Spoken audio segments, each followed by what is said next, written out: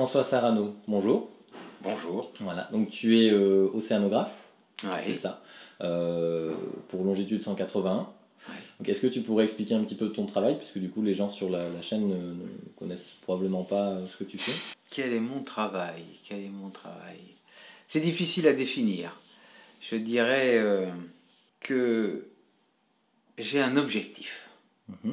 J'ai un objectif qui tend ma vie et chaque jour, c'est d'essayer d'amener chacun d'entre nous à comprendre que la vie sauvage nous est indispensable pour vivre en paix à 10 milliards d'habitants sur cette planète.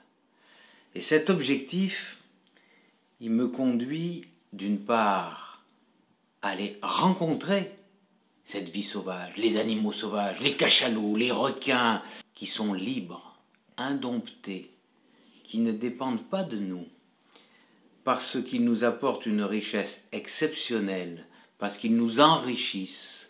Et en allant les rencontrer, je m'enrichis moi-même. Je suis en paix et je voudrais venir apporter cette paix que nous offre la vie sauvage à chacun pour qu'il comprenne à quel point il nous est important de trouver une place pour tous ces colocataires qui vivent à côté de nos mondes urbanisés, civilisés. Et cet objectif, il sous-tend tout ce que je fais. Et ce que je le fais essentiellement en mer. Voilà pourquoi on dit que je suis un océanographe, parce que j'étudie ce qui se fait dans le monde marin, mais je pourrais le faire à terre. Et si j'ai choisi de le faire en mer, c'est parce que la mer, l'océan, est notre dernier grand territoire sauvage et que c'est là que l'on peut rencontrer le plus facilement ces grands animaux sauvages, encore une fois, qui nous offrent l'extraordinaire, la plus grande richesse qu'on puisse trouver sur cette planète, en dehors de l'amitié des hommes, évidemment. Ah, du coup, dans le cadre de ton travail, du coup, tu as travaillé avec le commandant Cousteau. J'ai travaillé avec le commandant Cousteau pendant 13 ans. 13 ans. Sur la Calypso, mais aussi sur son autre navire, l'Alcyone, et puis à ses côtés sur des missions assez extraordinaires le long des grands fleuves du monde, comme le Danube ou le fleuve Jaune en Chine. De parler donc du travail que tu as fait sur le prochain film, j'ai déjà perdu son nom, je l'avais tout à l'heure. L'Odyssée. L'Odyssée, voilà, je me mélangeais, voilà. Donc l'Odyssée. Avant l'Odyssée, tu as aussi été aidé sur Océan. Oui, si je ne m'abuse. Et comment ça s'est fait en fait?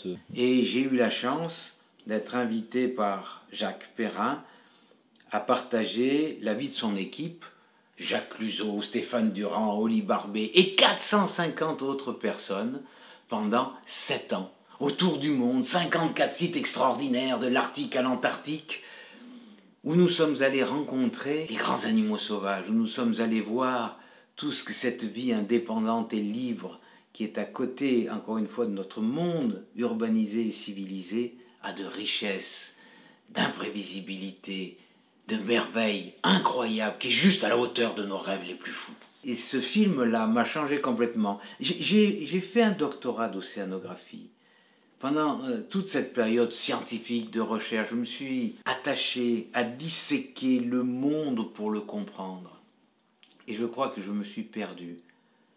Plus on dissèque le monde, plus on le morcelle pour comprendre chacun des petits bouts, plus on s'éloigne de cette vérité qui surgit aujourd'hui, que c'est l'unité du monde qui fait sa richesse, et qu'on ne peut pas se passer de ce recul qui permet de voir que c'est ensemble, que c'est global, que c'est écosystémique.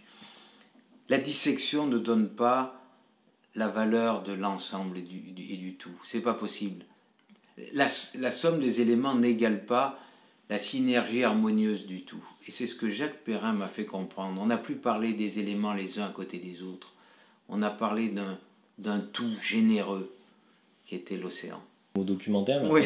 on est quand même sur deux films Oui. Un naturaliste voilà. Et l'autre une fiction. Voilà, sur une fiction, peut-être même un peu un biopic, puisque ça parle de la jeunesse de Cousteau. Complètement. Donc on est aussi sur, je pense, deux marchés différents, dans le sens où le premier va pas du tout viser le même public que l'autre. Pas du tout. Et c'est quoi la... Enfin justement, c'est quoi qui t'a le plus plu, je dirais, entre les deux, parce que tu as quand même intervenu du coup sur les deux. Alors, le plus plu, c'est... Je vais dire, les deux m'ont bouleversé, mais pour des raisons très différentes. Océan de Jacques Perrin, encore une fois, et Jacques Perrin qui est un réalisateur, producteur totalement hors norme. Voilà. Le biopic réalisé par Jérôme Salle est enthousiasmant à la fois parce qu'il a su saisir le caractère des trois personnages principaux que sont Cousteau, Gic, joué par Lambert Wilson, Simone la bergère, sa femme, jouée par Audrey Tautou divinement, et Pierre Ninet qui joue Philippe Cousteau, donc son fils. Et c'est plus l'histoire de cette famille et un peu de l'opposition père-fils que est tissé ce film. On n'est pas ici dans un film qui va toucher les plongeurs et qui va les amener à comprendre le monde sous-marin. Non, on essaye de comprendre, à travers l'homme extraordinaire qu'est Cousteau, l'aventure humaine qui s'est nouée juste après-guerre, lorsque, ouvrant un monde extraordinaire, qui était le monde sous-marin, inconnu de tous, il nous a porté, nous les hommes, au devant de quelque chose qui était sidérant. La vie sous l'eau, encore plus extraordinaire que si ça avait été sur Mars, et qui petit à petit nous amenait à comprendre que notre développement mal contrôlé détruisait cette vie qui était notre patrimoine à tous, qui était notre patrimoine commun, notre richesse. Et à travers cette grande histoire de témoignage, à travers cette grande histoire de découverte, de conquête, à travers ces aventures, eh bien, il y a ce drame familial qui se noue, qui se joue, et c'est surtout à ça que s'est attaché Jérôme Salle. Et dans ce biopic, eh bien, j'ai retrouvé un peu de ce que j'ai vécu sur la Calypso. Et c'est pour ça que ça me touche aussi beaucoup, Alors c'est vrai que tu as parlé de deux choses qui moi, me font un peu rebondir. Tu parlais justement de Cousteau qui a donné envie de découvrir un petit peu, entre autres. C'est un des plus connus, je pense, en France à ce niveau-là.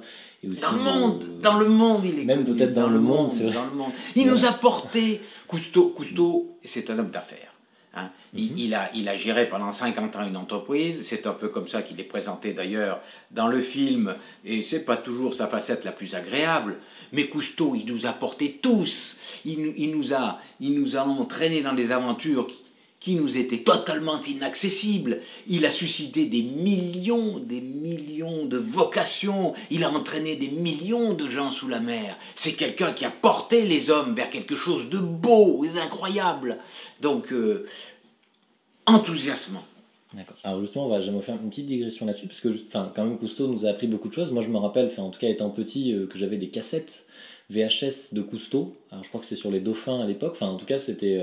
et j'avais beaucoup d'amis qui l'avaient, et c'est vrai qu'aujourd'hui c'est quelque chose qu'on n'a plus trop, j'ai l'impression, mais par contre qu'on retrouve sur les internets, avec beaucoup d'auteurs de vulgarisation scientifique, alors pas spécifiquement par contre sur les océans ou les créatures marines, j'entends, mais qu'est-ce que tu penses de ce genre d'évolution justement, qu'on passe de quelqu'un qui vraiment avait un statut, on va dire, une formation, une expérience et des diplômes reconnus, qui amenait via un média, donc là la cassette, ou éventuellement le DVD, de la science en partie à de jeunes enfants, parce qu'il y avait les parents mais aussi les enfants, c'était quand même accessible, et maintenant on se retrouve avec des gens qui ont envie de continuer à partager ça, mais sous un format différent, sous des formes de chroniques, qui n'ont peut-être pas du tout de formation là-dedans, qui sont passionnés. Voilà, j'aimerais un peu avoir ton avis sur ce genre d'évolution là-dessus, ce que tu en penses. Alors, je trouve que honnêtement, que ce qu'on fait aujourd'hui est extraordinaire. Là, alors, clairement, si je devais, avec du recul, et étant très neutre, comparer ce que nous-mêmes, à bord de la Calypso, faisions comme documentaire à ce moment-là, on essayait d'apporter de l'information, et à côté de ce que je vois aujourd'hui, et qui est fait dans le domaine du documentaire animalier par Jacques Perrin, qui a fait aussi des documentaires animaliers, et puis la BBC, ou mon ami René Euzet, qui font des documentaires sous-marins. Ce qu'on fait aujourd'hui est stupéfiant, parce que d'abord on connaît mieux le monde sous-marin, on a des moyens techniques différents qui nous permettent d'approcher les animaux différents. J'approche aujourd'hui les cachalots et les requins blancs comme jamais j'aurais imaginé les approcher quand j'étais sur Calypso. Donc on amène des choses nouvelles, on comprend le monde différemment. Et je pense qu'en termes, alors pour le coup, de découverte du monde marin, on est à un niveau qu'à bord de la Calypso, que Cousteau n'atteignait pas. En revanche, ce qui avait d'extraordinaire avec Cousteau, c'était pas ce qu'il nous apprenait tant sur le monde marin, mais il nous entraînait dans une aventure incroyable.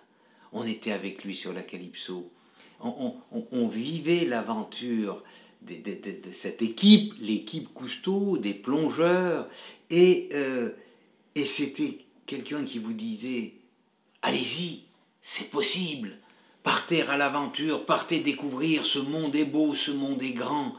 Il y avait un côté explorateur, il y avait un côté conquérant de la découverte qui était merveilleux et que l'on ressent moins aujourd'hui. Donc c'est deux choses différentes. L'aventure Cousteau, c'était l'aventure d'une équipe. Et je crois que les films Cousteau racontaient plus l'aventure de l'équipe, et c'est comme ça que je l'ai vécu quand j'étais moi-même sur la Calypso, que la découverte ou la compréhension du monde marin. C'était l'idée d'aventure, c'était l'idée, et c'était une idée généreuse, parce qu'il voulait aussi dire que ce monde qu'on allait découvrir était un monde merveilleux, à préserver. Et donc c'est ça aussi qui est important. Oui, justement, une dernière question, parce que là, du coup, moi, je m'arrête aussi encore un peu sur le côté film. Si toi, tu avais l'opportunité de faire, on va dire, un film, en tout cas un format vidéo, je dirais long, pour pouvoir parler de ce que tu aimes, le fait de faire découvrir, d'apprendre, ou même de ressentir un peu la capacité qu'a l'océan à nous faire découvrir de plus en plus de choses. Parce que voilà, les fonds marins, effectivement, il y a beaucoup d'espèces qu'on ne connaît pas, on en découvre encore aujourd'hui, alors qu'elles vivent depuis des millénaires probablement avec nous, même bien avant nous, je pense pour certains. Si c'était toi justement qui pouvais le faire, et que tu n'étais pas, je dirais, voilà, consultant dessus, qu'est-ce que tu aimerais proposer? En sachant que par contre, la seule contrainte, c'est d'avoir un format vidéo. Qu'est-ce que tu aimerais proposer aux gens pour essayer de montrer aux gens qui ne suivent peut-être pas ton travail, ou le travail en tout cas qui est fait par rapport à la nature, que ce soit surtout sur les océans, qu'est-ce que tu pourrais proposer? En supposant que tu es carte blanche, tout ça. Carte blanche. Il n'y a que la contrainte, c'est un format vidéo. C'est un format vidéo, j'ai carte blanche, j'ai tout ce que je veux. On imagine un budget illimité. Eh bien, c'est très simple. Je vous offre à tous une toute petite caméra qui puisse enregistrer aussi le son. Et je vous emmène tous vivre, parce que c'est ça qui est important, vivre à pied dans les montagnes, à la palme dans les océans, à la rencontre de tous ces animaux qui sont là à portée de main autour de nous et qui ont des tas de choses extraordinaires à nous dire. Ces animaux sauvages, libres et indomptés, lorsque tout d'un coup, ils vous regardent, ils vous offrent une seconde, eh bien ils vont vous bouleverser pour toujours. Et ils vont vous dire à quel point, lorsqu'on vient dans un monde avec respect, lorsque on entre dans ce monde sauvage avec respect, oui, alors on est accueilli, et cet accueil bouleversant, vous offre une paix et une sérénité qui est tellement énorme, tellement grosse, que vous ne pouvez pas la garder pour vous-même, vous êtes obligé d'aller la partager avec ceux que vous aimez, avec vos amis, et ce jour-là, vous aimez tout le monde. Voilà ce que je voudrais faire ressentir. Petite caméra, venez avec moi nager un jour avec les cachalots. Venez avec moi un jour aller voir les bouquetins. Allez-y vous-même, regardez les fauvettes, les mésanges, les rossignols, mais regardez-les vraiment, avec un vrai regard, qui est celui de « Qui es-tu ? qu'est-ce que tu as à me dire? Qu'est-ce que tu as à me dire? Je suis sûr que ça serait formidable. Et on ferait un documentaire qui serait ressenti par tout le monde.